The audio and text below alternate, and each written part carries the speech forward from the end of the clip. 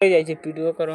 Hello दोस्तों, आज हम लोगों के आपको बताने वाले हैं कि बाल कृष्ण भक्त के बारे में पूरा ऑब्जेक्टिव, संपूर्ण ऑब्जेक्टिव आपको कराऊंगा।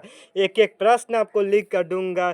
तो आज हमारे साथ चैनल पर जुड़ जाइए और देखिए कैसे ऑब्जेक्टिव पढ़िए। और अच्छा लगे तो वीडियो को लाइक ज़रूर कर दीजिएगा। चलिए स्टार्ट करते हैं बाल कृष्ण भक्त के ऑब्जेक्टिव से। तो देखिए यहाँ पर पहला प्रश्न है, बातचीत से मन किस प्रकार का हो जाता है? तो आपको आंसर देना है सी, हल्का और स्वच्छ, हल्का और स्वच्छ। अब दूसरा यहाँ पे प्रश्न है, भट्ट जी को अब दूसरा यहाँ पे प्रश्न, भट्ट जी को किससे अंग्रेजी साहित्य से एडिशन और स्टील की श्रेणी में रखा है? रामचंद्र शुक्ल ने। तीसरा यहाँ पे प्रश्न है, संवाद में सबसे महत्वपूर्ण क्या है? संवाद में सबसे महत्वपूर्ण क्या है? तो आप लोग को आंसर देना है सी, आत्मीयता। चौथा प्रश्न है, मनुष्य की बातचीत का उत्तम तरीका क्या है? तो इसका आंसर हो जाएगा डी, अपाक होकर बात करना। पांचवा प्रश्न है, भट्ट निबंध माला कितने खंडों में प्रकाशित किया गया है? तो 2। छठा यहाँ पे प्रश्न है, जो कुछ धुआं और मवाद जमा रहता है वह भाप बनकर कैसे निकलता है? तो बातचीत के जरिए। सातवां प्रश्न है, बालकृष्ण भक्त को किस युग के कवि कहा जाता है? तो दोस्तों आप लोग आंसर दीजिएगा भारतेंदु काल के। आठवां प्रश्न है, बातचीत पाठ किस प्रकार का निबंध है? तो ललित निबंध। आप लोग का इतना महत्वपूर्ण प्रश्न है, सीधा जो बिहार बोर्ड का परीक्षा यहीं से क्वेश्चन छपेगा। आप लोग जल्दी से याद कर लीजिए और सेशन को लाइक करना नहीं भूलिए। अब यहाँ पे नौवां प्रश्न है, आप लोग को आठवां करा दिया। अब नौवां प्रश्न है, बालकृष्ण भट्ट को अध्ययनशील विद्वान और तिच्छे बुद्ध का आलोचना किसने किसने कहा? तो रामचंद्र शुक्ल ने। 10वां यहाँ पे प्रश्न है, बालकृष्ण भक्त को आधुनिक हिंदी साहित्य का जन्मदाता किसने कहा है? तो रामविलास शर्मा। 11वां प्रश्न है, प्रश्नात्मक संसार का आईना किसे कहा गया है? तो भीतरी मनोवृत्ति को। अगला प्रश्न देखिए, आप लोग के स्क्रीन पर है, अनादर का मूल्य किसे कहा जाता है? तो बिना बुलाए जाना। अगला प्रश्न है, 4 लोगों से अधिक बातचीत में क्या कहा जाता है? तो राम रमौअल। अगला प्रश्न है, बाहरी बातचीत में किसकी आवश्यकता पड़ती है? तो फरीक की।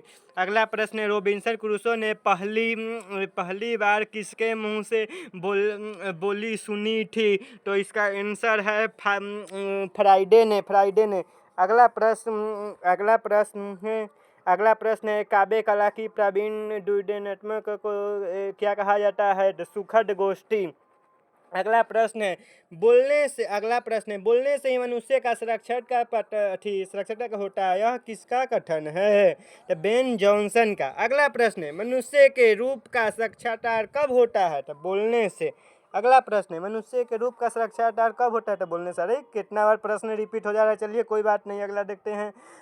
बातचीत पाठ गद्य में कौन सी विधि है? तो निबंध है। बालकृष्ण भक्त का जन्म कहाँ हुआ था? तो इसका आंसर है इलाहाबाद। अगला प्रश्न है, भाषण में किसका मौका रहता है? तो नाज नजर का रहता है, ये सब का जो तीनों में नहीं रहता है। अगला प्रश्न है, क्रोधित को काबू करने के लिए किस काबू करना होता है? तो जीवा का। अगला प्रश्न है, क्रोध को क्या माना गया है? तो शत्रु। अगला प्रश्न है, जीहा को क्या माना गया है? तो कतरनी। अगला प्रश्न है, भीतरी मनोवृत्ति को क्या कहा जाता है? तो चमस्टीना। अगला प्रश्न है, हमारी भीतरी मनोवृत्ति क्या दिखाती है? तो नए नए रंगों। अगला प्रश्न है, 25 वर्ष से नीचे वाले की बातचीत को कैसी होती है? तो दिल बहलावा 25 वर्ष के नीचे से बातचीत की होती है। अगला प्रश्न है, 25 वर्ष से ऊपर की बातचीत को क्या कहते हैं? तो सर्वभागटी। अगला प्रश्न है, आधुनिक सूक्ष्म पंडितों की बातचीत को क्या कहा जाता है? तो शास्त्रार्थ। आप लोग को मैंने 30 प्रश्न करा दिया है। उम्मीद और आशा करते हैं कि यह प्रश्न आप लोग को अच्छे लगे होंगे। और वीडियो पसंद है तो लाइक, चैनल को सब्सक्राइब और बेल आइकन को दबाना न भूलें। उम्मीद करते हैं कि यह प्रश्न जल्दी से याद कर लीजिए, बोर्ड परीक्षा में यही आएगा। अब अगला सेशन सब्जेक्टिव रहेगा, इसके लिए लाइक, चैनल को सब्सक्राइब करें। थैंक यू, धन्यवाद। अब इसका हम थोड़ा जीवन परिचय इसका आप लोगों को बता देते हैं, जो कि आप लोगों को याद रखना है। तो ये जो टॉपिक है वो बातचीत का है। अगला है बातचीत बालकृष्ण भट्ट का, जिसके लेखक है जिसके लेखक है बालकृष्ण भट्ट। इस पाठ का नाम है बातचीत। बालकृष्ण भट्ट का जन्म कब हुआ था? 23 जुलाई 1884 को। निधन 20 जुलाई 1914 को। निवास स्थान बालकृष्ण भगवान का जो निवास स्थान तो इलाहाबाद प्रयागराज उत्तर प्रदेश था। इनकी माता का नाम परबट्टी देवी था एवं पिता का नाम बेनी प्रसाद था। इनके जो एक पत्रिका है वो प्रदीप नामक पत्रिका है, जो कब प्रकाशित हुआ? तो 1877 में प्रकाशित हुआ है ये पत्रिका। उम्मीद करते हैं आप लोग याद कर लीजिए और वीडियो को लाइक करना ना भूले। हो गया, अगले वीडियो में मिलते हैं।